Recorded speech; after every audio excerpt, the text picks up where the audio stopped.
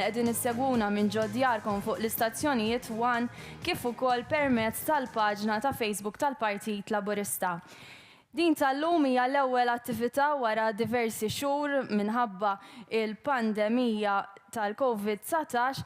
Fl-istess waqt din hija l-ewwel attività wkoll b'differenza għaliex illum mhux biss qed issir attività inkonformità mad direttivi tas-saħħa iżda wkoll hija attività fejn ser inkunu qegħdin nieħdu l-mistoqsijiet tal-udjenza li qiegħda preżenti hawnhekk magħna. Insellem ukoll lil Daniel, deputat mexxej tal-Partit Laburista, kif ukoll lil Ramona bħala President tal-Partit Laburista. Nirringrazzjakom tal-li wkoll dalgħodu qegħdin hawnhekk magħna. Prim Ministru, għadni kif semmejt li din l-attività waqta se nkunu qegħdin nilqgħu l-mistoqsijiet tal-udjenza. Kemm tħoss li huwa importanti għalik il-kuntatt man-nies? Grazzi, nsellmilkom. Kruċjali. Kelma waħda tista' tweġiba dik id-domanda. Kruċjali, il-bażi tal-politika li nemmen fiha. Il-kuntatt dirett man-nies li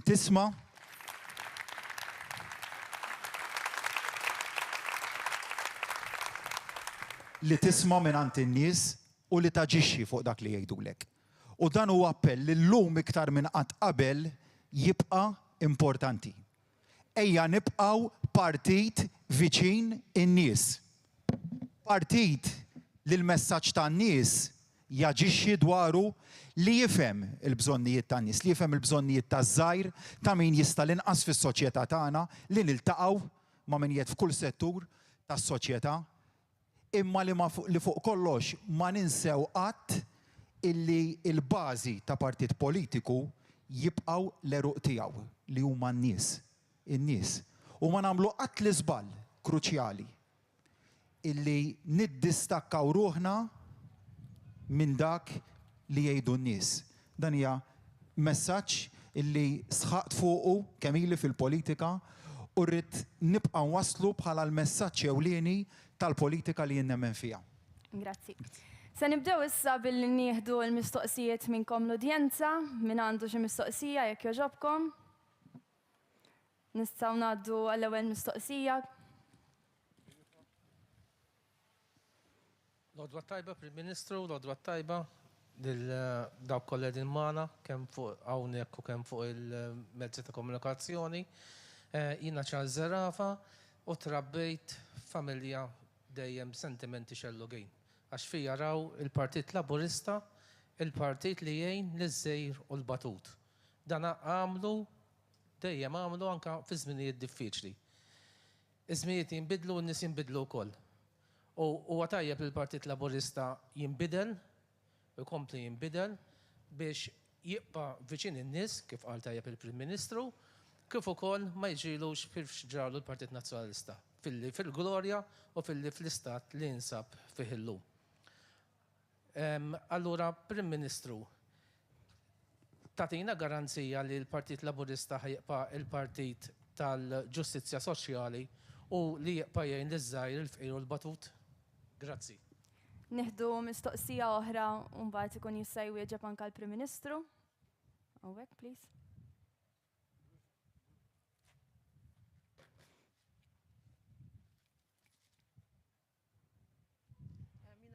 Argento, assistent kap tal-iskola primarja ta' Raħal Ġdid, tagħmel parti mill-kulleġġ San George Breka.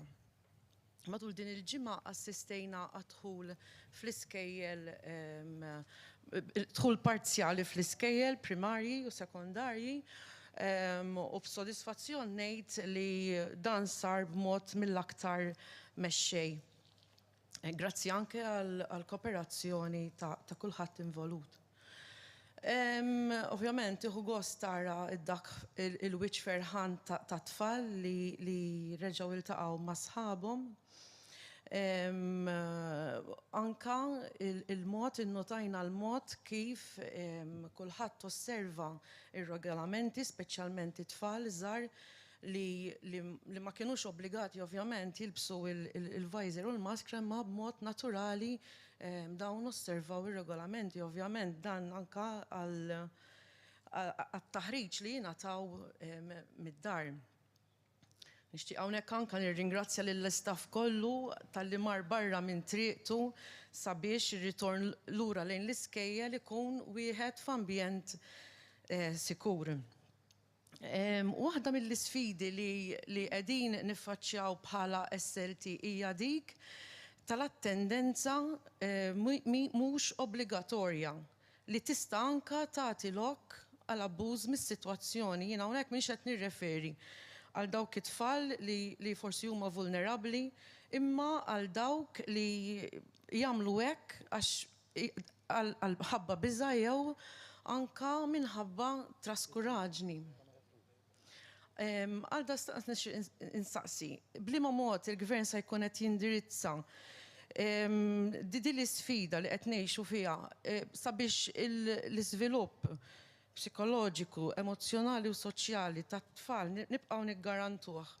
U anke x'tip ta' monitoring sa jibda jkun hemm f'din is-sitwazzjoni b'mod partikolari f'każijiet ta' dawk it-tfal li qed jgħixu sitwazzjoni soċjali diffiċli li sfortunatament niffaċċjawhom ta' kuljum das-sitwazzjonijiet. Grazzi. Prim Ministru fidejk. Grazzi, żewġ domandi importanti ferm. L-ewwel waħda, Charles, iva, nagħti garanzija. Nagħti dil-garanzija lill poplu Malti u għawċi kollu li se nibqgħu gvern illi iħares ir-ruħ soċjali tiegħu. Waħda mill-erba' prinċipji ewlenin li fuqhom huwa msejjes il-Partit Laburista u nagħti garanzija wkoll li se nibqgħu viċin iż-żgħir u viċin il-batut. Dik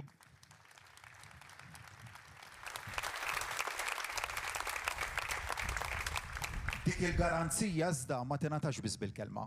Dik il-garanzija se tingħata fit-19 ta' Ottubru bħala għada ġimgħa, meta se nkunu qegħdin inħabbru il-budget. Budget illi t-tema ewlenija jew waħda mit-temi ewlenin tiegħu se tkun propju it-tħaris tal-interessi taż-żgħir, tal-batut ta' milli jista' l-inqas fis-soċjetà tagħna. Dak huwa dak li jiddefinina. Dak li jiddefinixxi il-politika ta' dan il-gvern. Li nħarsu żgħir, il-batut, il-fqir, li iva fl-istess waqt imma naħdmu wkoll man-negozji tagħna li niffaċilitaw in-negozju illi naraw li l-ġid mhux biss jinħoloq fuq imma jinħoloq fuq u ta' isfel igawdu minnu wkoll. Dak huwa prinċipji sempliċi illi fl-aħħar mill-aħħar meta titrasformhom f'realtà jkollok politika sana, politika li tista' titrasforma ruħha f'ħafna u ħafna ġid għal pajjiżna. Tieni domanda tiegħek, Roberta, kruċjali f'dan il-mument.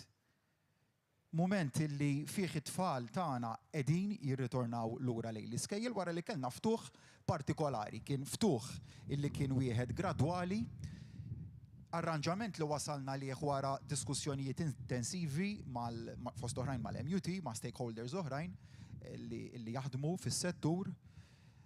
L-edukazzjoni hija dik li se timmarka l-iżvilupp soċjali u akkademiku ta' ġenerazzjoni ta' tfal tagħna.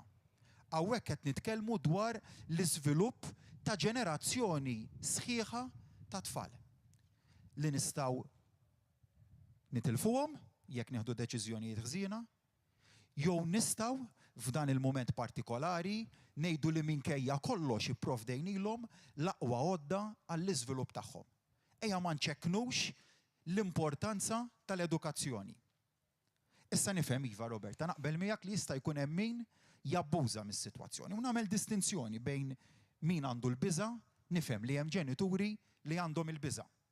U li minkejja kull protokoll u għamilna ħafna protokolls biex niżguraw is-saħħa ta' tfal flimkien mal-edukazzjoni tagħhom, nifhem li hemm ġenituri li għadhom qed iħossu sens ta' biża'. Fost oħrajn għalhekk għamilna dan il-dħul gradwali ta' tfal fl-iskejjel, imma nifhem li xorta waħda jista' jkollok dan is-sentiment lil dal-ġenituri jien nagħmlilhom kuraġġ. Jien ġenitur. Daniel ġenitur, Ramona ġenitur ukoll bħalma intom ġenituri ħafna u ħafna minnkom. Id-deċiżjoni ta' marti u tiegħi meta isna kollox kienet waħda ċara illi nibatu t-tifla tagħna l-iskola. Għamilnieh għaliex l-ewwel nett għandna fiduċja sħiħa fil-protokolls illi ġew neduti. It-tieni għaliex nemnu li kienet tkun deċiżjoni żbaljata li kieku waqqafna lit-tifla tagħna milli tirċievi l-edukazzjoni tagħha. Deċiżjoni li żgur hija waħda irreversibbli għax kull ġurnata ta' edukazzjoni li tintilef hija irreversibbli. Ma tistax iġġibha lura. Kull ġurnata li ntilfet minn Marzu li għadda meta laqna l-iskejjel fit-12 ta' Marzu sal-eluq tal-iskejjel kieku ma laqniex, dawk huma ġranet, ġimgħat u xhur ta' edukazzjoni li ma jistgħux jinġibu lura. Dawk huma mitlufin. Mela issa nistgħu nitkellmu biss dwar edukazzjoni minn Ottubru il-qudiem. U jien bħala ġenitur ma nixtieqx li ntellifhom lit-tifla tiegħi daw x-xhur ta' edukazzjoni. Għaldaqstant dal-bilanċ tant importanti bej protokolls li jħarsu is-saħħa tat-tfal tagħna imma fl-istess waqt li ma ntelfulhomx l-edukazzjoni tagħhom. U għaldaqstant għat-tieni parti tad-domanda tiegħek jekk jistax ikollok sitwazzjoni ta' abbuż mill-fatt illi ħadna pożizzjoni illi l-edukazzjoni fis-sens li tibgħat titfal l-iskola ma jkunx mandatorju, jiġifieri tajna l-għażla lill-ġenituri. Hija responsabilità ta' kull ġenitur. Jekk jibgħat xi tfal tiegħu l-iskola jew le, jekk jitalmux online jew le wkoll. Dik hija responsabilità tal-ġenitur. Jekk it-tfal ma jintbagħtux l-iskola, mhux se jkun hemm multi, mhux se jkun hemm impożizzjoni ta' multi. Dik tista' tagħti lokal abbuż. Imma l-multa vera ma tkunx waħda finanzjarja, il-multa vera tkun multa fuq it-tfal mill-ġenituri. Jekk mingħajr raġuni ma jibgħatuhomx l-iskola. U għaldaqstant nerġa' ntenni dan l-appell. Iva, it-tfal għandhom jintbagħtu l-iskola, għal dak il-ġenituri li sal-lum għadhom ġenwinament qegħdin jibżgħu, kruċjali li għalmenu t-tfal jieħdu l-online learning kollu illi huwa disponibbli. Imma nerġa' ntenni dan il-messaġġ lill-ġenituri xejn ma jirrimpjazza l-edukazzjoni fiżika li tingħata b'mod fiżiku bil-preżenza fiżika ta' tfal fil-klassijiet. Grazzi. Daniel, din is-sena hija sena importanti ħafna l-Partit Laburista kif qed jiġi ċelebrat mit-sena. Kemm huwa importanti li fil-waqt li iżomm ir-ruħ soċjali tiegħu il-partit ukompli jiġġedded. Grazzi Brioni, sellimlek Prim Ministru, Ramona, sellem lilkom kollha li qegħdin hawn dawk li qed iseguna wkoll minn ġo djarhom. U nilqa' din l-ewwel opportunità li għandi sabiex nindirizzakom propju mill-Konferenza Ġenerali ta' Lulju lil hawn. Dakinhar tkellimt fuq 3 punti ta' ħidma li flimkien ma' sħabi qed niffukaw fuqhom. U llum huwa inħoss li huwa propens li nitkellem apparti affarijiet oħrajn fuq din il-ħidma wkoll. U l-fatt li qegħdin fil-100 anniversarju tal-Partit Laburista din il-ħidma tieħu dimensjoni u sinifikat differenti. L-ewwel qabel kollox li bħala partit fil-gvern inpoġġu l-politika fiċ-ċentru tal-ħidma tagħna. Li bħala partit nevolvu fi stakeholder li jikkontribwixxi bl-idejat u l-pożizzjonijiet tiegħu lil mill-gvern. F'nofsa wissu bħala partit, flok forsi morna naqra vaganzi, nedejna 10 policy fora li attiraw lejhom mijiet ta' persuni jikkontribwixxu bl-idejat differenti tagħhom, persuni ġejjin minn backgrounds differenti u xogħol li għaddej ma jaqta' xejn f'dawn l-10 policy fora. Daw il-fora ser waslu biex il-partit iniedi diskussjoni mbagħad ferm qusa fuq il-viżjoni li rridu nippreżentaw għal ġejjieni ta' pajjiżna. Iltqajna u ser inkomplu niltaqgħu ma' numru ta' stakeholders fl-aħħar ġimgħat u anke fil-ġimgħat li ġejjin fejn magħhom iddiskutejna dak li huwa ta' concern għalihom stakeholders li għandhom interessi settorjali, rappreżentanti tagħhom, jekk hux l-ekonomija, jekk hux it-tfal fl-iskejjel għadna kemm smajna propju dwar dan u diversi temi oħrajn. Fil-waqt li bħala partit ipparteċipajna anka b'mod uffiċjali u ser inkomplu nipparteċipaw f'konsultazzjonijiet pubbliċi li għamel il-gvern. Hija il-ħidma politika, l-idejat li jagħtu rilevanza lil partit politiku. U meta wieħed iħares x'wassal għat-twaqqif ta' dan il-partit mit-sena ilu, tirrealizza li ħafna mill-issues għadhom magħna. Saru passi kbar il-qudiem. Is-soċjetà evolviet. Ma tkun qed taqra artiklu jew manifest ta' 90 sena ilu u tgħid dal-punt, dis-silta stajt ktib tal-bieraħ għax għada rilevanti. Ixu li dejjem tkidni hija meta ħaddiem joħroġ għall-ġurnata tax-xogħol u ma jidħolx lura. Għalkemm aċċidenti ġraw u sfortunatament ngħid jien jibqgħu jiġru, irridu nassiguraw li kull ħaddiem Malti jew barrani ikun protett bl-aħjar mod meta joħroġ għal ħobża ta' kuljum. Minn hawn nixtieq insellem lil dawn li ħallewna traġikament u noffri l-kondoljanzi tiegħi u tal-Partit Laburista lil familjari tagħhom.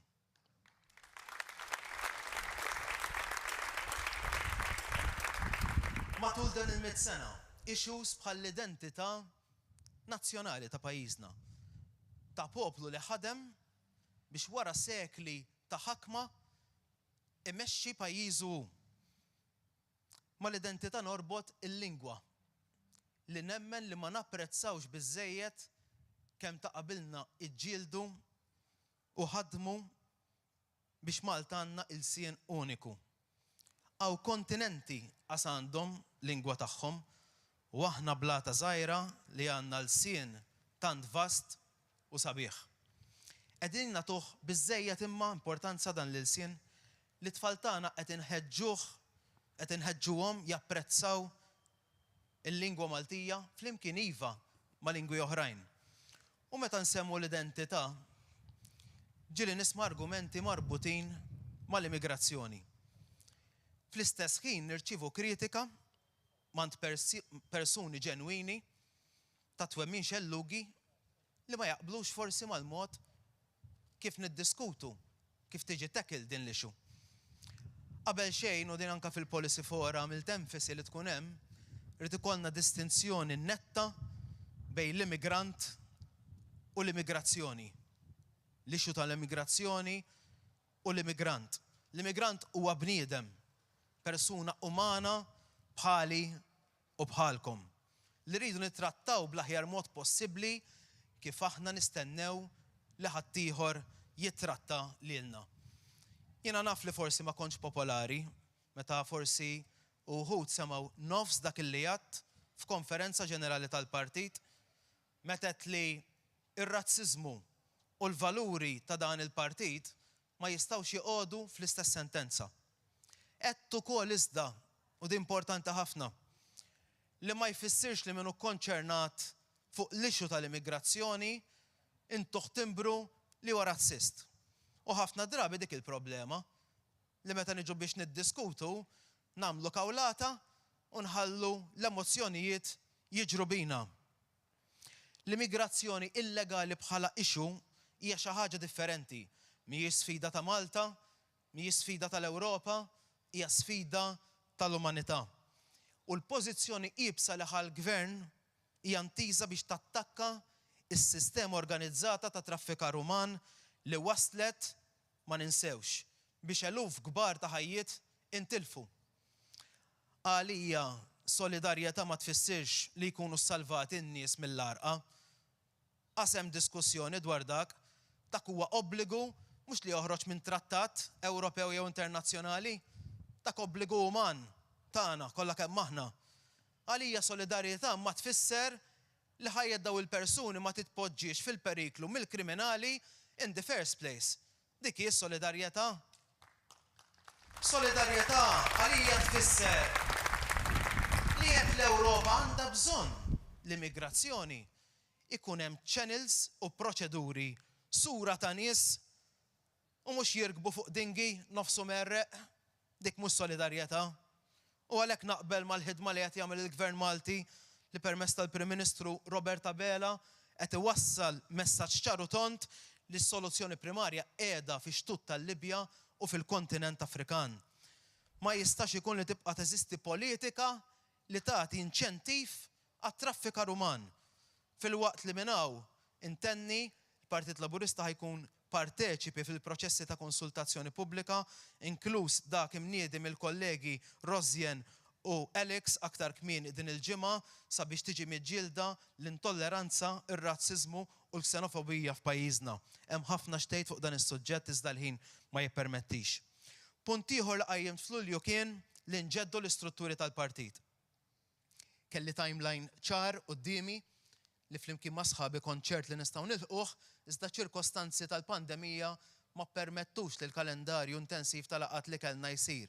Bdejna naħdmu b'modi diversi, mhix jinsew, dil-ġimgħa stess għandna wkoll numru tal-laqgħat u flimkien ma' sħabi tal-amministrazzjoni u d-delegati fil-ġimgħat li ġejjin u mbagħad inħabbru il-mod kif l-istrutturi tal-partit ħajkunu qegħdin jiġġeddu biex jaffrontaw u jilqgħu realtajiet tas-soċjetà tal-lum u dejjem niftħu aktar beraħ il-bieb biex kull minnu interessat u għandu rieda tajba jikkontribwixxi fih dan il-partit.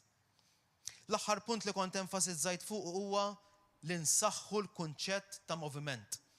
Qatt daqs illum ma nenfasizza l-importanza li dan il-partit jibqa' miftuħ għal dawk kollha ta' rieda tajba. Huwa kunċett li introduċa Joseph Muscat li minna insellimlu għat 12 sena servizz li ta' lill-pajjiż u lill-partit. Kunċett li bidel il-mod ta' kif nagħmlu l-politika. Din is-sena żgur ma kienx waħda kif pjanajnija, la bħala partit, la bħala pajjiż u inqas bħala dinja.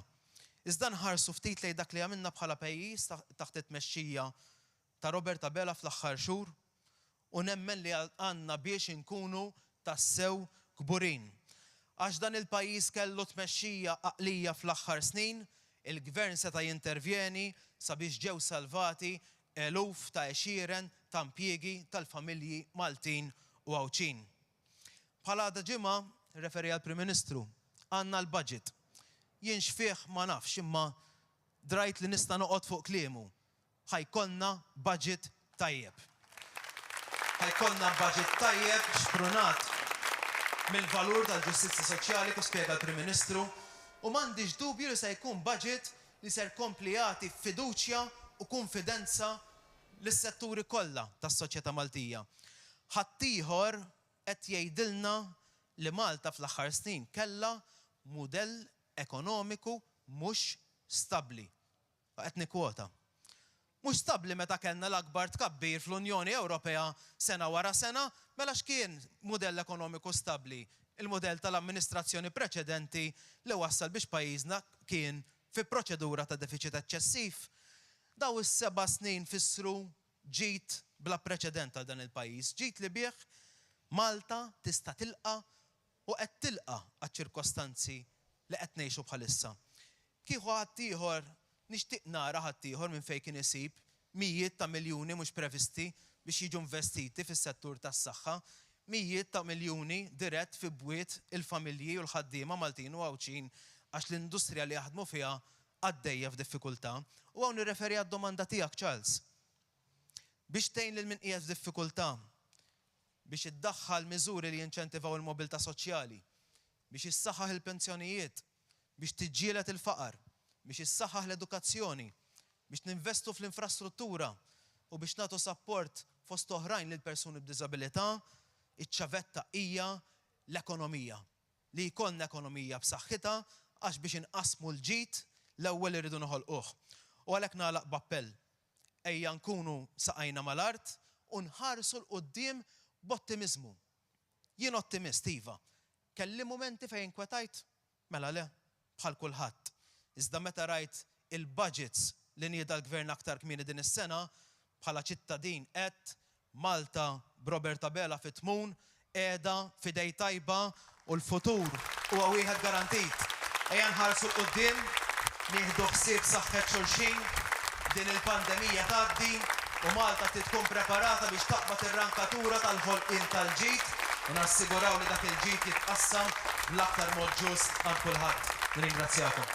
Grazzi, Daniel, żgur li l-Partit Laburista fadallu ħafna u ħafna xjoffri lil dan il-pajjiż mhux biss bin-nies li hemm fl-amministrazzjoni tiegħu iżda wkoll bil-volontira li ta' kuljum jagħtu s-servizz tagħhom lill-partit.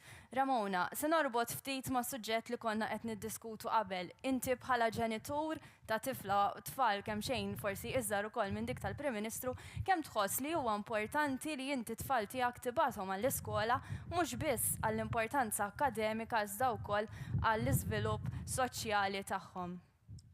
Jiena għada it-tifla tiegħi l-kbira Stella ser tibda l-ewwel esperjenza tagħha ta' 3 snin u ser tmur l-iskola. Eċetata ħafna u ddeċidejna li bħala ġenituri nibatu għall-iskola. Iddeċidejt ukoll li nibata l-iskola wara li minn mindu fetħu childcare jiena rġajt bat ta' childcare. Issa jista' jkun li kien hemm intoppi, però iċ-childcare urieni li kienu preparati u jimxu mal-protokolli tal-gvern u mhux fis-sitwazzjoni tiegħi imma kull minn bat it-tfal iċ-childcare jaf x'qed ngħid. Jiena nemmen li l-iżvilupp is-saħħa importanti fiżika hija importanti ħafna, però anki is-saħħa mentali. Il-biraħ kien il-jum għall-arfin mentali. Jiena nemmen li mhuwiex healthy li għandna tfal li ilhom minn Marzu ma jmorrux l-iskola. Anke fejn għandek ġenituri li għandhom il-kumdità, għandhom il-faċilità li jaħdmu mid-dar. Jiena meta għamilt l-ewwel ftit kont naħdem mid-dar, vera għandi żewġ tfal oħra żgħar. Però t-tifla tiegħi kienet qatt aktar ħin pereżempju quddiem it-television. Ovvjament jiena m'għandix it-training tal-lim u ma nistax nirreplacja l-esperjenza edukattiva fejn jintaqgħu wkoll ma' tfal oħra. Dak ukoll huwa healthy għat-tfal. U lill-ġenituri li qed jibżgħu jibagħtu l-tfal tagħhom, però ejja iktar milli nibbażaw id-deċiżjonijiet tagħna fuq affarijiet fuq l-xjenza, fuq dak li tgħidilna l-xjenza. Pereżempju, il-pedjatra wieħed mill-aktar pedjatri stabiliti f'Malta, Robert Kassar, għalina li r-rata ta' tixrid minn tifel għat-tifel u anke mit-tfal għall-adulti hija ta' 1%. Dawk huma l-fatti u fuq dawk irridu nibbażaw l-esperjenza tagħna. U hawnhekk irrid nirrimarka l-sitwazzjoni li lili tinkwetani. Numru ta' nisa li biex iżommu it-tfal id-dar qed jiddeċiedu li jew ma jibqgħux jaħdmu jew li jieħdu career break. Dejjem in-nisa jieħdu dawn id-deċiżjonijiet għadni ma smajtx raġel wieħed li jieħu din id-deċiżjoni għax il-kultura ta' pajjiżna u ta' ħafna pajjiżi oħra hekk għadha li ir-responsabilità primarja biex irabbu it-tfal hija tan-nisa. U jien nappella kemm hi importanti l-indipendenza ekonomika tan-nisa, kemm hi importanti anke għat-tagħlim tat-tfal stess biex noħolqu ġenerazzjoni futura ta' ugwaljanza li jaraw fejn hu possibbli li ż-żewġ ġenituri jaħdmu. Għax dan hu l-mod naturali, il-mod naturali fil-verità huwa li ż-żewġ ġenituri jkunu in charge u responsabbli mit-trobbija tat-tfal. U ħanamel punt ieħor hawnhekk, ħafna qed jippromuovu l-użu tat-telework tajjeb ħafna.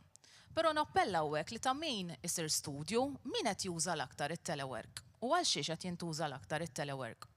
U il-fatt li jiena nażel li nuża telework qed iċaħħadni milli navvanza fil-karriera tiegħi, il-fatt li ma jkollix preżenza fl-uffiċċju jew fil-post tax-xogħol qed iċaħħadni milli jkolli pożizzjoni ogħla fuq il-post tax-xogħol. Għax hekk inkella nkunu qed nerġgħu nirrigressaw fuq ix-xogħol li sar tajjeb tul dawn is-7 snin biex aktar nisa joħorġu jaħdmu. Ftit jimilu iltqajt ma' mara li tixtieq tkun omm. U qalt li issa jibda kulħadd fuq Facebook ġustament kif probabbli ħanamel jiena għada. Intella ritratt tat-tifla bl-uniformi. U qalt li nieħu gost, qalt li ma ġo qalbi taqbadni naqra fsa ta' qalb u tgħid min jaf meta ħajmislili li nkun nista' ntella ritratt tat-tifel jew it-tifla tiegħi bl-uniformi. Fl-2015 dan il-gvern ħadd deċiżjoni li kull min għandu problema ta' fertilità, wieħed minn kull 6 koppji f'pajjiżna, ikun jista' jagħmel proċeduri tal-IVF f'pajjiżna mingħajr ma jkollu jħallas il-flus. Dakinhar il-Partit Laburista kien fuq in-naħa tajba tal-istorja, ma nistgħux ngħidu l-istess għall-Partit Nazzjonalista. Anzi, nispera li ma kienx hemm membri parlamentari nazzjonalisti li għamlu huma trattament tal-IVF barra minn Malta, però mbagħad ma vvutawx favur l-IVF. Għax hekk turi kemm il-Partit Nazzjonalista ma jinbidel qatt. jistaw imaqdruna ħafna lilna, jistaw jikdbu ħafna kontrina, pero aħna il-vera partit favur il-ħajja. Mill-2015 il-law, 202 titrabi twildu permezz tal-IVF.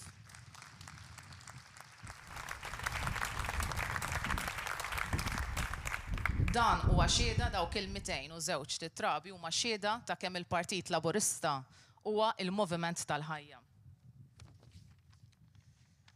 Li ma naċċettax kif il-Partit Nazzjonalista ma daħħalx l-IVF fil-25 sena li kien fil-gvern u prova jwaqqaf lill gvern Laburista milli jdaħħal l-IVF. Ma rnexxilhomx iwaqfuna dakinhar u mhux ser jirnexxielhom iwaqfuna fuq ħafna affarijiet oħra issa. Aħna maħniex il-partit, aħna maħniex il-gvern li jekk ikollok il-flus jista' jkollok tarbija, jista' trabbi u jekk ma jkollokx le. Anzi, aħna l-gvern li nagħtu 10,000 euro lil kull min irid jaddotta. Però għataw minn xorta ma jistax ikollu tfal. Għataw minn xorta irid imur barra minn Malta minn kelli daħħalna il-liġi tal-IVF. Eżempju, kienet kelmetni mara li din għandha immunity għolja ħafna, ġudin diffiċli timrat ħafna, li ħaġa pożittiva. Imma meta ġisima iħoss fetu, jinduna bil-fetu, jaħsbu foreign body u jarmih il-barra. Miscarriage wara l-ieħor. U kull min għadda minn miscarriage jaf kemm hija esperjenza traumatizzanti. Din il-mara kellha oħta li lesta li ġor il-pregnancy tagħha bis-surrogacy. Però ma tistax, għax il-liġi Maltija ma tippermettix. U jiena insaqsi, għaliex jekk jiena ftemt moħħti biex iġġorri t-tarbija tiegħi għax jien ma nistax inġorri tqala, għandu jkun il-liġi tal-pajjiż li twaqqafni.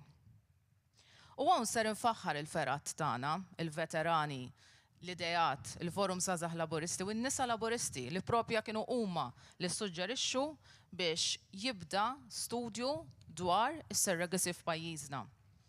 B'dawn il-ferat qed nagħtu messaġġ ċar li f'dan il-pajjiż l-unika partit progressiv u liberali huwa l-Partit Laburista.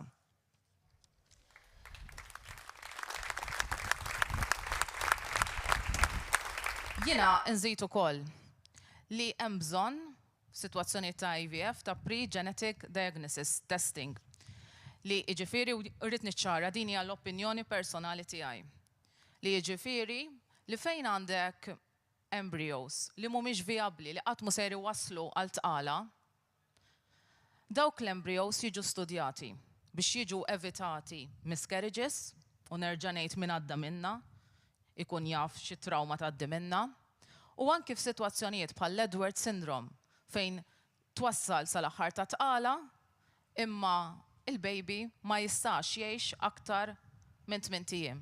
Ġifieri tagħmel tqala għal xejn. Twelled baby pratikament mejjed.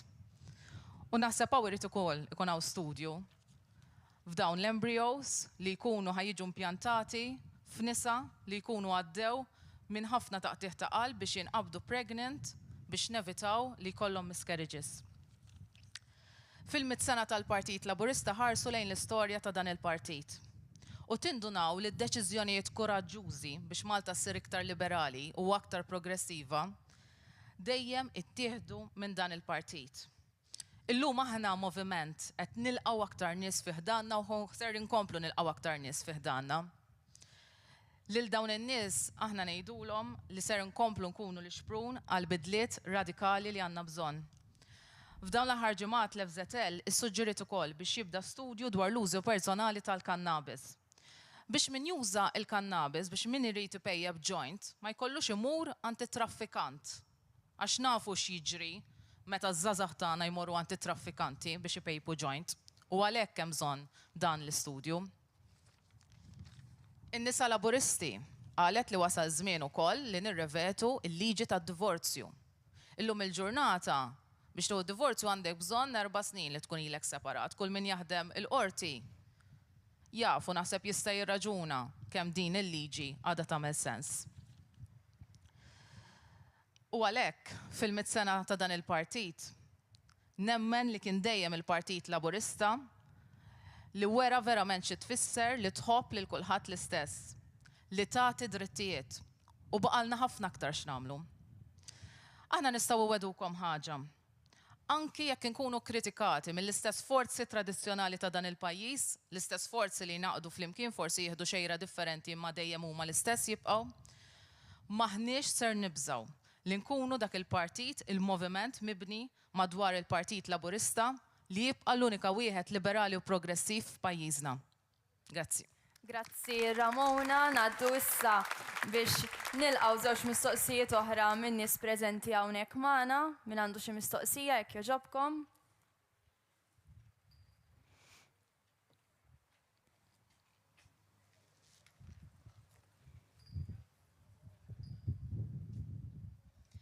Bonġu, Prim Ministru, grazzi li qiegħed magħna. Jiena Alex Elja naħdem fit-turiżmu. Kif nafu, it-turizmu huwa wieħed mill-ikbar setturi ta' pajjiżna u bil-COVID-19 kemm bħala settur u kemm l-istabbilimenti, kemm diretti u kemm indiretti ħadu tiżbita kbira. Il-ftuħ tal-ajruport kien pass vera importanti u a way forward, però l-mistoqsija tiegħi hi hemm iktar miżuri u x'miżuri oħra hemmhekk biex inkomplu ntejbu s-sitwazzjoni ta' daw l-istabbilimenti u ta' dan is-settur. Grazzi. Grazzi, nieħdu mistoqsija oħra.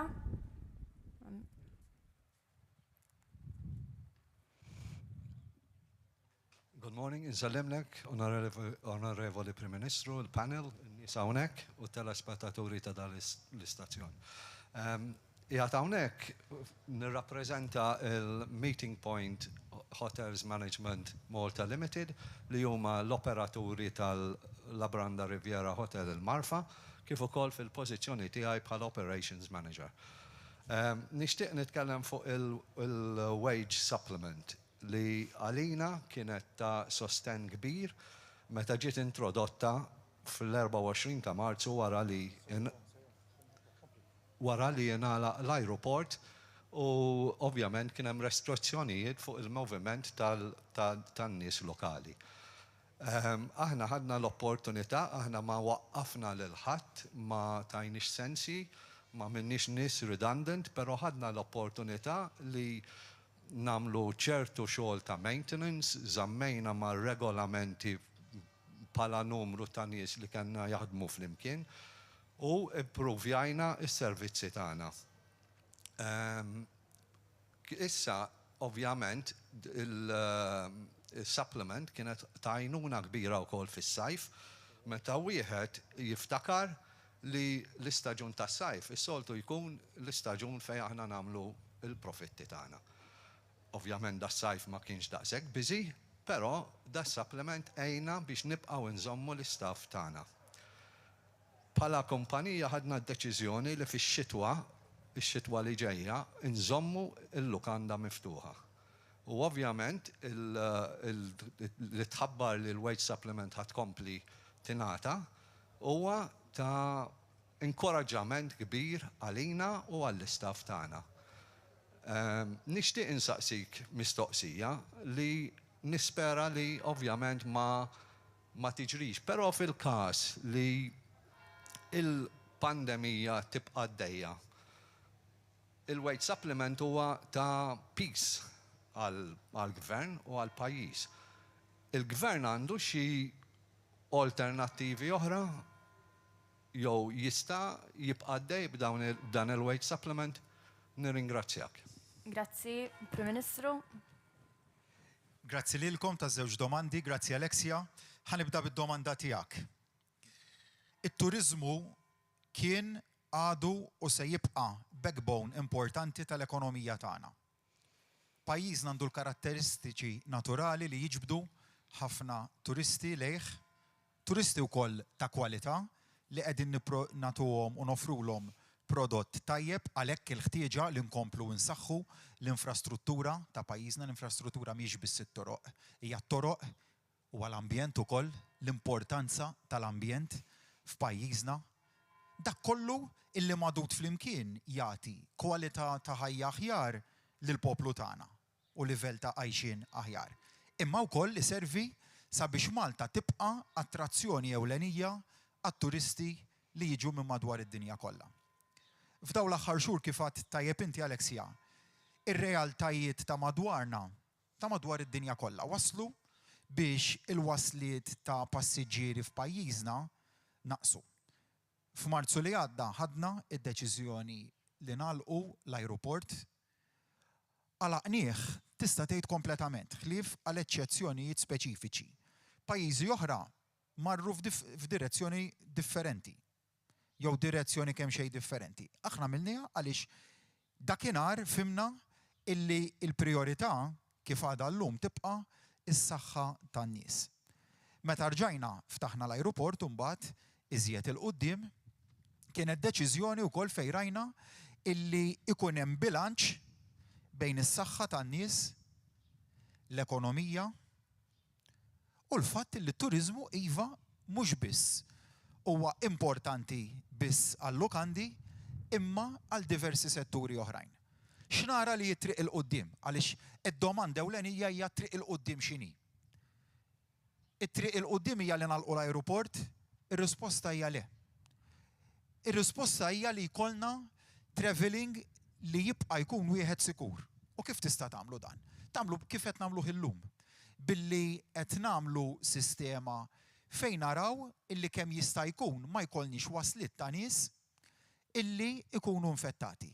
Għaldaqstant, id-direzzjoni anke fil-jiem li ġejjin hija illi ikompli jiżdied it-testing, illi jkollna sistema ta' rapid testing ukoll. Illi naraw illi dawk il-pajjiżi ta' aktar sogru dak li ġejjin milli jissejħu l-Amber List countries ikunu kif diġà huma obbligati bil-liġi llum li jkollhom test magħhom illi jkun sar sa 72 siegħa qabel jaslu f'Malta, illi jkun juru li huma negattivi għall-virus, dak huwa l-mod li rridu nħarsu għalih il-qudiem. Għaliex l-alternattivi x'inhuma? L-alternattivi huma jew se jkollna vaċċin u dik jidher li hemm prospetti li huma tajbin, jaf ikun fil-ġimgħat jew xhur li ġejjin jaf ikun iktar distanti. U d-dinja ma tistax taqaf id-dur fix-xhur li ġejjin. Mela għalhekk din in-normalità ġdida illi aġġustajna u rridu nibqgħu naġġustaw għaliha se tkun tfisser illi ikollna travelling li jkun wieħed sikur. Illum għandna din l-attività. Minkejja li għandna l-pandemija magħna, xorta organizzajnija b'differenza. B'mod li segwejna l-protokolls tas-saħħa imma il-ħajja li tibqa' tkompli. Aħna maħniex gvern favur li ndaħlu il-biża fin-nies, li nagħlqu l-ekonomija tagħna, li ndaħlu lin-nies f'lockdown, jew li ngħidu ejja niddikjaraw stat ta' emerġenza nazzjonali ta' saħħa. Ħandaħlu l-biża.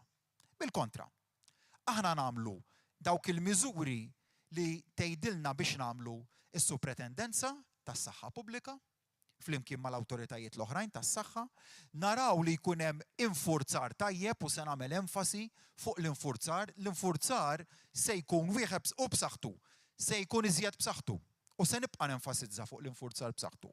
Ir-regolamenti kollha irridu jiġu obduti. Dak huwa l-mod li aħna naraw. Li tinżamm id-distanza soċjali, li tinżamm l-iġiene, imma mhux li nagħlqu l-ekonomija ta' pajjiż, mhux li nsakru n-nies ġo djar, mhux li ndaħlu il-biża fin-negozji tagħna, bil-kontra. Nifhmu li din hija realtà ġdida għad-dinja u naġġustaw għaliha. Naġġustaw għaliha billi nżommu l-pożittività fin-nies, billi nżommu saqajna mal-art u nkunu fattwali fil-messaġġ illi ngħaddu, imma ngħid ukoll li nara futur sabiħ għall-pajjiż, inkluż fis-settur tat-turiżmu Alexia. Dax-xhur jista' jkun li qegħdin fix-xhur id-diffiċli kif ikunu ta' kull sena wara kollox fit-turiżmu, Ottubru, Novembru, Diċembru, Jannar. Imma jgħaddu wkoll. Jgħaddu, però rridu naraw li s-setturi kollha tat-turiżmu jibqgħu fuq saqajhom u b'saħħithom. U għalhekk nidejna l-weight supplement, u għalhekk se nżommuh il-weight supplement. U mhux se nżommuh għal xahar lil minn Ottubru, se nżommuh sakemm ikun meħtieġ.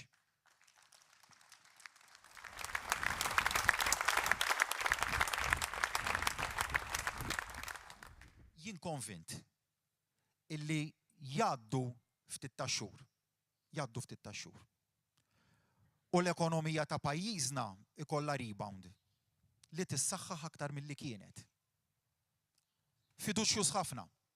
Fiduċjuż ħafna għaliex naf kemm hija reżiljenti l-ekonomija tagħna, naf kemm huma reżiljenti il-businesses tagħna, verament tajtni sodisfazzjoni l-mod kif tkellimt fuq x'edin tagħmlu, x'se tagħmlu bħala lukanda ewlenija fil-Gżejjer tagħna. Li flok ġejtu b'messaġġ ta' qtieħ il-qalb, ġejt hawnhekk b'messaġġ ta' kuraġġ għan-nies tagħna.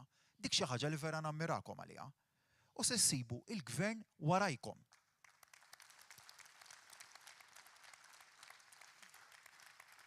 Warajkom għax il-finanzi tal-pajjiż jippermettu illi l-miżuri li għamilna u li se nniedu wkoll nhar it-tnejn illi ġej bħala ta' ġimgħa huma sostenibbli.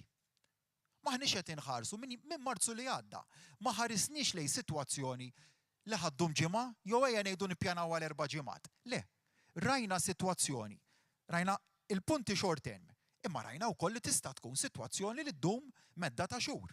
Kif jidhru li huma l-affarijiet issa.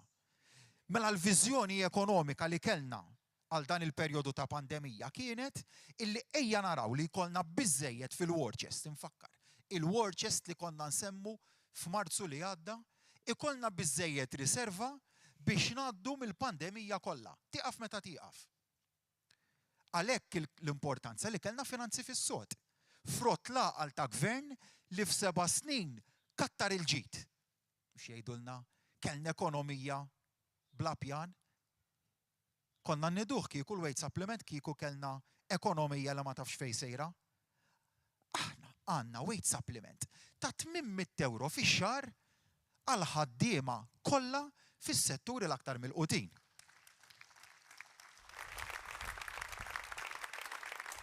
Tafu kemm hija miżura b'saħħitha 800 euro iktar mill-paga minima nazzjonali. Iktar. Ġifi l-gvern qed jagħti lill-employers għal kull ħaddiem f'dawk is-setturi mill-quta 800 euro fix-xahar. U mbagħad l-employer iżid fuq dik is-somma. Din hija miżura verament b'saħħitha. Flimkien mal-vouchers, flimkien ma' numru ta' miżuri oħrajn li tajna lin-negozji tagħna, ir-rebate fuq il-kontijiet tad-dawl, ir-rebate fuq il-kirjiet, kollha maħsubin biex inżommu n-negozji b'saħħithom u nżommu n-nies fix-xogħol, fl-impjieg tagħhom biex nagħtu isserħan il-moħħ lin-nies kollha li mhux se jitilfu xogħolhom. F'pandemija fejn f'Marzu li għadda id-tbassir kien, infakkarkom id-tbassir x'kien, li se jkollna 50,000 ruħ qiegħda f'pajjiżna. Infakkarulkom dan, 50,000 ruħ qiegħda. Ħdimna bil-kontra. Bil-kontra saħansitra ta' dak li rnexxiela tirreġistra iż-żona euro l-pajjiżi fiż-żona euro bħalissa. Fiż-żona euro l-qat jitla' l fuq b'0.8%, aħna naqsuh b'0.4%.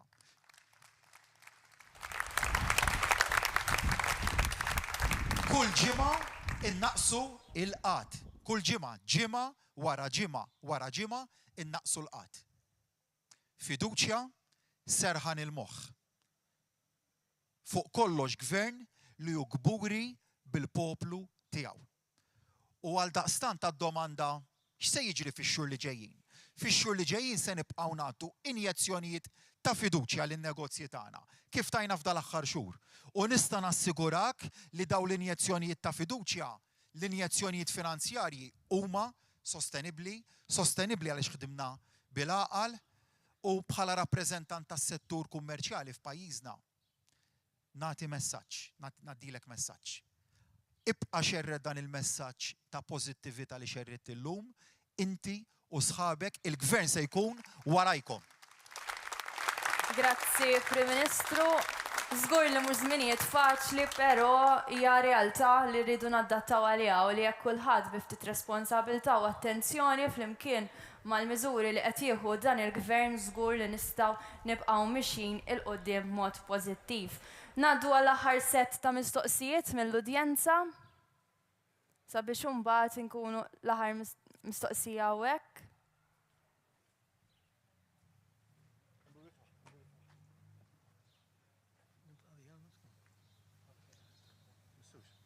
Onorevoli Prim Ministru, sħabi partitarji laboristi u ċittadini Maltin, inħoss li fismi u fisem Maltin bħali, illi meta morru barra ma ngħidux li aħna Griegi, ma ngħidu li aħna Maltin, għax gburin li aħna Maltin. Nirringrazzja lilek u lit-tim tiegħek kollu għal dak li għamiltu. Jekk wieħed jagħmel paragun għas-sitwazzjoni tal-COVID-19, jiena nqabbilha illi fidej il-Gvern Malti waqgħet fidejh ħadida taħraq, illi jekk iżomma fidejh se jaħraq idejh, iżda jekk ħajitlaqa mal-art se jitlifha. Imma il-gvern li għandna, gvern verament għaqli, għaraf illi biżiżom dik il-ħadida taħraq fidejh ħata fingwanta biex ikun jista' jżomma. Sakemm dina tiksaħ bil-mod u tibqa' il-proprjetà tiegħu u ma jitlifa qatt.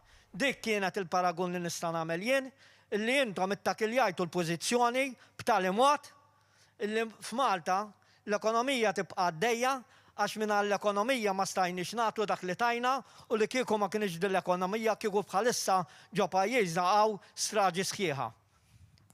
Ma naqbilx mas-sinjura illi qalet li fis-settur tat-turiżmu ħadna sabta kbira, veru ħadna sabta, imma ma kienx daqshekk kbira.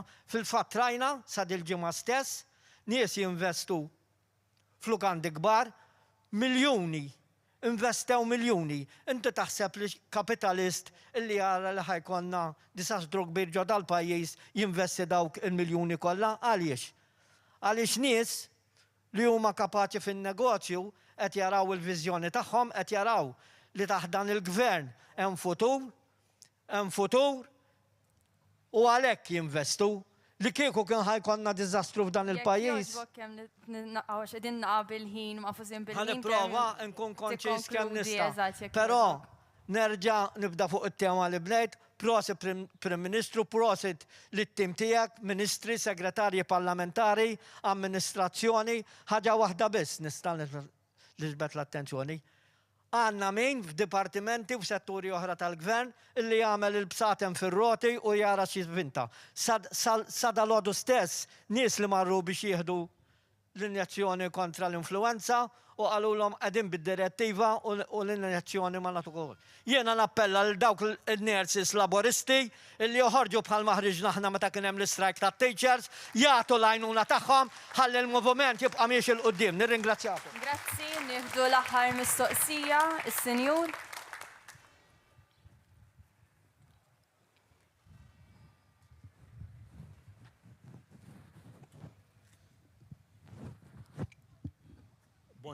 Bonġu Prim Ministru, jien Charles Vassallo, persuna ta' terza età.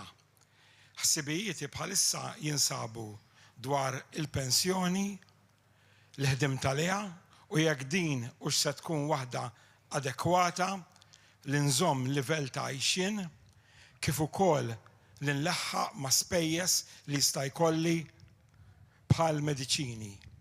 Matul ħajti jien dejjem ħallast dawk it-taxxi kollha dovuti.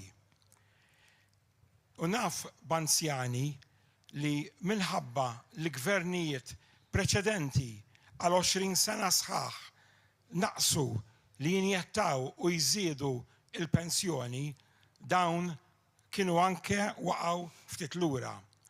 Il-gvern preżenti immexxi minnkom matul is-snin sena wara l-oħra wennes u żied din il-pensjoni biex jagħmel tajjeb għal dan in-nuqqas. Prim Ministru, fil-budget li dej, fis-sfond ta' din il-pandemija, x'hemm imħejji għall-anzjani? Grazzi. Grazzi tal-mistoqsija tiegħek, Prim Ministru. Grazzi, il-budget fit-19 ta' Ottubru mhux illum però, ma ħawiex bek għad-domanda tiegħek. X'għamilna l-ewwel domanda, x'għamilna minn Marzu sal-lum? Meta nħares lura ngħid li kburi. Minix se niftaħar, kien hemm affarijiet fejn stajna nagħmilnihom aħjar, imma kburi b'dak li għamilna. Kburi meta sibna din il-ħadita dikwi f'idejna, dikwi. Lid-dinja kollha ħasdita. U rajna x'impatti ta' saħħa ekonomiċi kien hemm ftit li minn xtutna saħansitra. U f'pajjiżna żammejna b'saħħitna ħafna. B'saħħitna ħafna minn aspett ta' saħħa.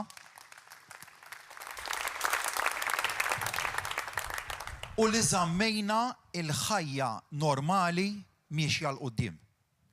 Da punt li nixtieqkom tapprezzawh. Li aħna b'ċertu restrizzjonijiet irnexxielna nibqgħu ngħixu il-ħajja ta' kuljum. Pajjiżi oħra ħarsu madwarkom. Ma jistgħux jgħidu għadin. Dieħlin f'lockdown, jerġgħu joħorġu mill-lockdown, jerġgħu jidħlu ġimgħa wara, jerġgħu jidħlu lura f'lockdown. Il-ħajja ta' kuljum li tħarbtet b'mod komplet. U x'waslet dik? Waslet għal riċessjoni f'numru ta' pajjiżi. Aħna bil-kontra, kif semma s-Sinjur. Kellek il-bieraħ rajna inaugurazzjoni ta' lukanda ewlenija, brand ewlenija madwar id-dinja, li tara l-fiduċja li s-settur kummerċjali baqa ikollu f'pajjiżna. U għaliex dan mhux b'kombinazzjoni. In-normalità tal-affarijiet kienet li jkollok settur kummerċjali li jitlef il-kuraġġ li jinvesti. Minflok rajna bil-kontra. Laqa li kelli jumejn ilu mad-Developers Association ta' pajjiżna illi ġiet qudiemna u tatna l-istatistika ta' bejħ ta' konvenji ta' proprjetà li kellna f'dal aħħar 3 xhur. Daw l-aħħar 3 xhur f'pandemija meta f'Mejju l-għadda, infakkarkom f'Mejju l-għadda fejn konna, kulħadd jipprova joħroġ mill-konvenji. Ftakru, f'Mejju li għadda, kulħadd jipprova jsib raġuni biex jinqalab il-konvenji. F'dal aħħar 3 xhur, bil-miżuri li għamilna fl-aħħar pakkett finanzjarju li nedejna, kellna l-aqwa 3 xhur ta' beħ ta' proprjetà f'kull sena f'pajjiżna.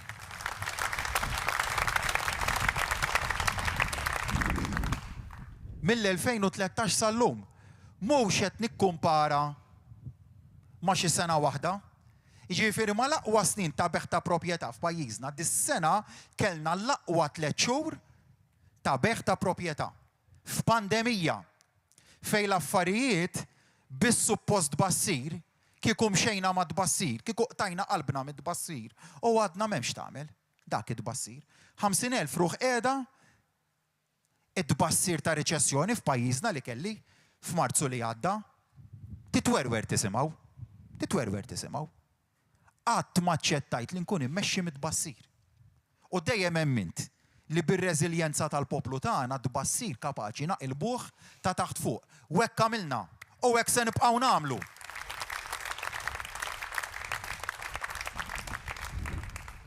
U għalhekk ftit tax-xhur ilu, ftit tal-ġimgħat ilu mort Brussell u rnexxielna ninnegozjaw budget finanzjarju għas-snin li ġejjin, għas-7 snin li ġejjin.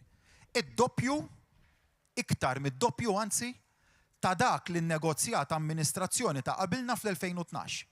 Meta hemm ukoll in-numri kienu kollha kontrina. Kulħadd kien qal, nfakkarkom esponenti ewlenin tal-partit Nazzjonalista fl-2018 u fl-2019 se jkollkom l-agħar budget Ewropew kienu qed jgħidulna. U hekk dehru l-affarijiet għax l-istatistika ta' suċċess kienet qed taħdem kontrina. Il-mod kif kabbarna l-ekonomija kienet jaħdem kontrina. Ma ċċettajtx dak id-tbassir lanqas iżda. Ma ċċettajtx lanqas in-numri li kienet qed tipprospetta l-Kummissjoni Ewropea. Morna hemmhekk innegozjajna bil-għaqal u ġibna dak li jissejjaħ Multi-Annual Financial Framework Budget. Kif ukoll il-fond ta' rkupru mill-COVID li flimkien huma d-doppju ta' dak li nnegozjaw ta' qabilna fl-2012. Iktar mid-doppju. Dak meta tkun. Dak met inti ma taqta' qalbek minn xejn għax tkun gburi b'pajjiżek. U titlaq minn dak il-punt ta' tluq. Gburi b'Malta u Għawdex tagħna. Gburi ħafna bikom fuq kollox. Ma waqafniex hemm. Waqt il-pandemija bqajna għaddejjin bil-proġetti infrastrutturali. Bqajna għaddejjin bħala gvern bil-ħidma. Insemmi is-Central Link li inaugurajna ftit tal-ġranet ilu, proġett li se jiġi kompletat sa nofs is-sena d-dieħla, proġett li ħarisna żewġ temi, l-ambjent u l-ħtieġa tat-titjib fl-infrastruttura. Kien hemm kritika li tneħħew numru ta' siġar. Smajna, ma' supervjajni smajna. Fl-aħħar tal-proġett se jkun hemm iżjed siġar milli kien hemm qabel beda l-proġett.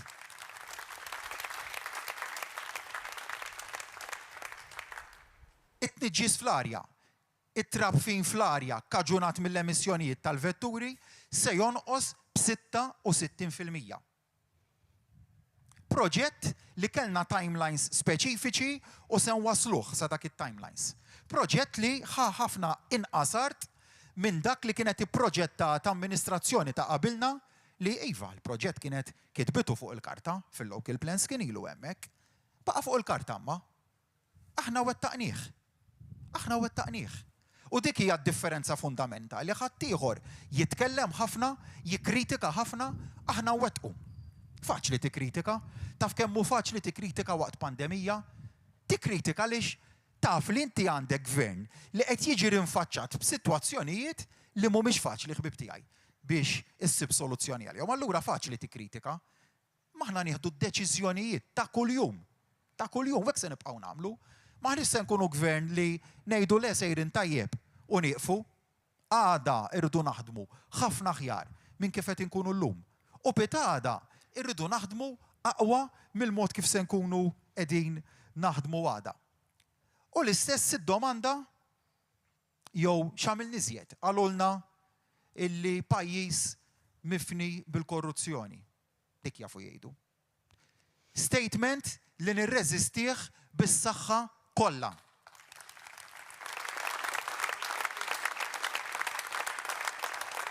Waqt pandemija raw kif libna l-governanza f'pajjiżna ta' taħt fuq. Ir-regoli, il-liġijiet dwar governanza tajba għamilna overhaul tagħhom.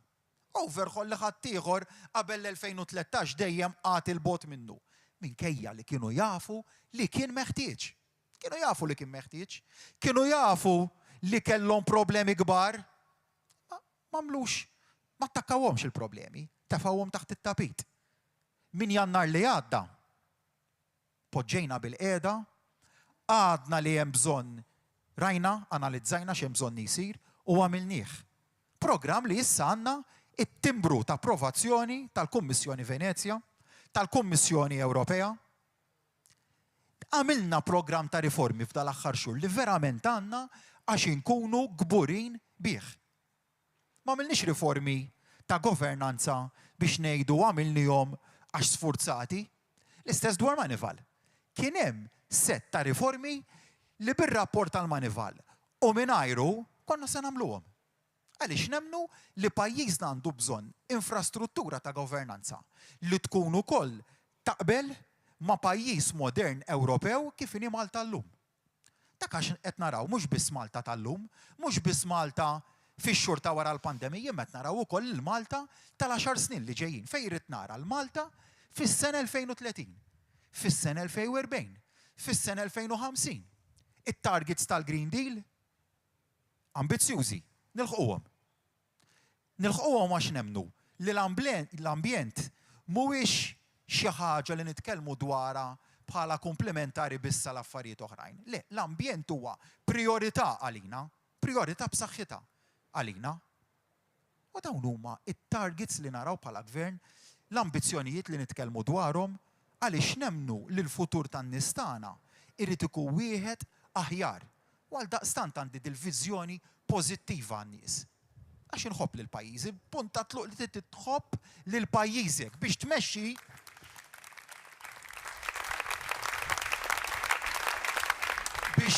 lil pajjiżek trid tkun tħobbu.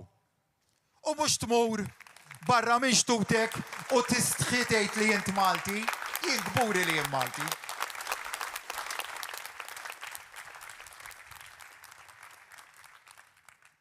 U iva, il-pensjonanti taħt dan il-gvern jibqa' jkollhom isserħan il-moħħ li tajnihom f'dawn l-aħħar 7 snin. Mhux se ngħidlek x'fih illum il-budget, imma bħala daġi ma se tkun taf.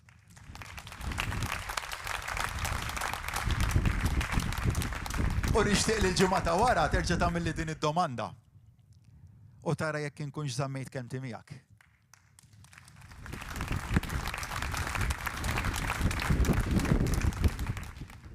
Nixtieq nagħlaq bi grazzi lilkom. Grazzi lilkom, grazzi lil poplu Malti u Awċi. Grazzi ta' kemm f'daw l-aħħar xhur ma kinux xhur faċli. Nistqar li kienu xhur ta' diffikultajiet li minn Marzu li għadda irrinfaċċhom kull mexxej ieħor Ewropew u kull mexxej ieħor madwar id-dinja. Però sibt warajja poplu illi apprezza. Sibna warajna poplu illi f'momenti ta' tiħ il-qalb tagħna l-kuraġġ. U immotivana biex nibqgħu nieħdu dak id-deċiżjonijiet kollha meħtieġa fl-interess tal-poplu Malti u Awċi. Nirringrazzja lill-komunità kummerċjali tal-kuraġġ kontinwu illi tatna. Fejn kien hemm setturi li ġew għandi u qalu li ma bil-fors se jkollna nkeċċu numru ta' nies. U kont letteralment nitlobhom tuna ftit ċans. Ħanamlu miżuri, targeted, ħalli żommu n-nies jaħdmu. U jgħidu li ħantuk ftit ġimgħat ċans, jew ftit ġranet ċans. U nerġgħu niltaqgħu, nagħtu setta miżuri u jżommu n-nies jaħdmu. Issa r-rota qed timxi terġa' kemm xejn differenti fejn kien hemm numru ta' nies illi tilfu x-xogħol minn ċertu setturi qed jiġu impjegati mill-ġdid anke jekk f'setturi differenti f'pajjiżna. Din xi ħaġa li verament tagħmilli kuraġġ.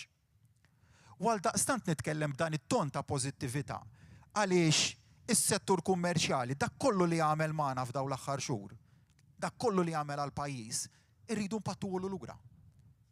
Billi nagħtuh is-serħan il-moħħ illi iva ix-xogħol se jibqa' ġej f'pajjiżna, l-investiment minn barra se jibqa' ġej, l-investiment barrani, għalhekk ħloqna struttura ta' governanza tajba biex tiżgura li dak l-investiment ikun jista' jibqa' jiġi f'pajjiżna. Il-proġetti infrastrutturali min naħa tal-gvern se jibqgħu isiru u jsiru biktar saħħa.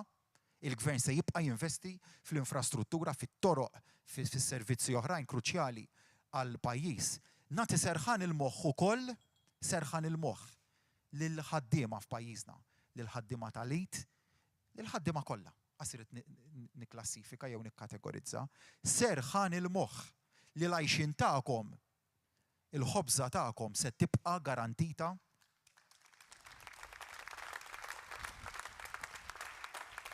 Il-kwalità ta' ħajja tagħkom se tibqa' garantita biex ikollkom biżżejjed flus f'idejkom li permezz tagħhom tistgħu tagħmlu n-nefqiet tagħkom, tibqgħu tonfqu, tibqgħu tgawdu il-ħajja tagħkom ta' kuljum illi toħorġu fil-weekend, għalhekk nedejna l-vouchers biex inżommu l-kwalità tal-ħajja, biex ninċentivaw il-konsum. Grazzi lin-nies, grazzi. U ma naqafx ngħidilkom grazzi talli ta' kemm kontu magħna jiena nwedkom ħaġa waħda biss. Ħidma bla waqfien, ħidma b'lejaltà lejkom, lest nagħti dak kollu li naf, l-enerġija kollha tiegħi biex nara li pajjiżna joħroġ minn dan il-mument b'suċċess, poplu b'saħħtu, poplu reżiljenti, verament gburi bikom. Nirringrazzjak. Grazzi Prim Ministru, grazzi Daniel u Ramona li kontu magħna llum bekk wasalna fit-tmiem ta' din l-attività. Grazzi lilkom ingħaqadtu li ingħaqadtu magħna hawnhekk f'Ħal Balzan kif ukoll lilkom li segwejtuna minn ġo djarkom. Grazzi u l-ġurnata tajba kif ukoll il-kumplament tal-ġimgħa tajba lil kulħadd.